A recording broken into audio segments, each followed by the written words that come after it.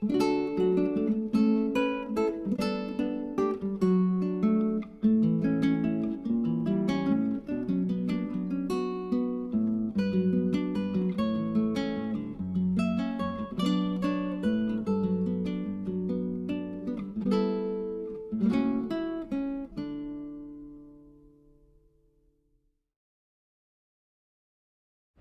guys, David Michael here. We had a whole bunch of videos that we were going to do this spring, which is it's not my favorite time of the year, but it's one of my favorite times of the year. But spring ephemerals and several other munchables that I find in the spring that are only here in the spring I really wanted to do. But broke my knee and I'm bedridden, so there goes my mushroom season, or at least my morchella season. I wanted to do a bunch of videos on some of the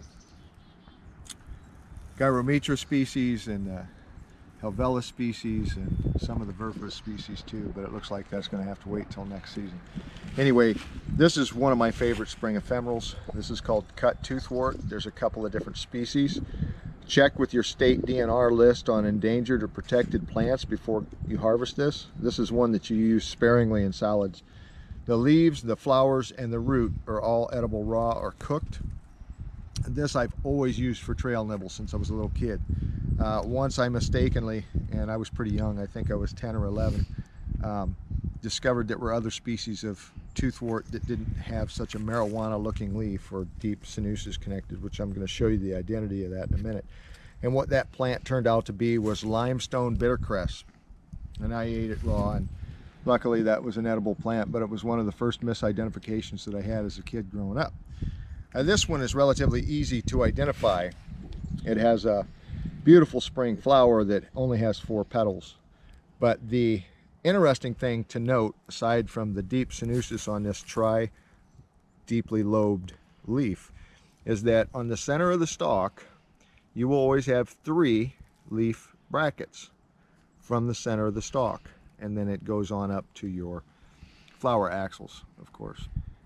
But these can be eaten raw, and they're spicy. They're not burn your mouth spicy or anything like that, but they're a bit radishy. And the root, which goes left or right, and it's usually the depth of my pinky to my middle finger under the ground, is very, very radish-like. Not necessarily hot, but very radish-like, very crisp, very refreshing. I love these raw.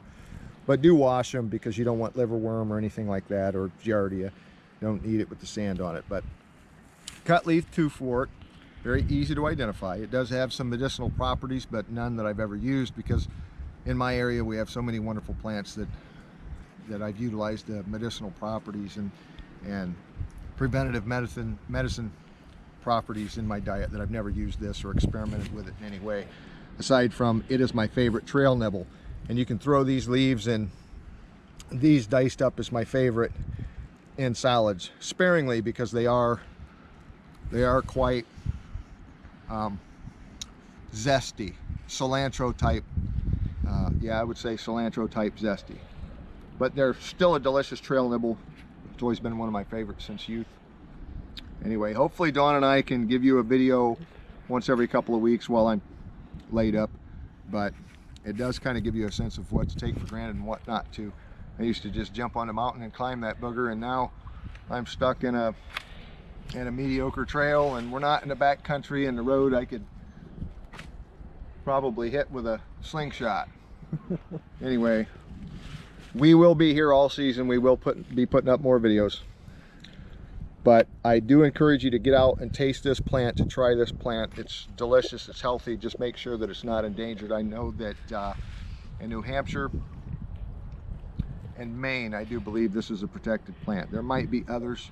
In Michigan and Indiana, it's not. There was a discussion that we just had on trout lily, whether or not it was allowed to be harvested in Michigan, and the Flower Society had suggested to DNR that it be listed as protected. However, it's not, and there are plenty of areas where if you harvest it properly, you're not going to damage it.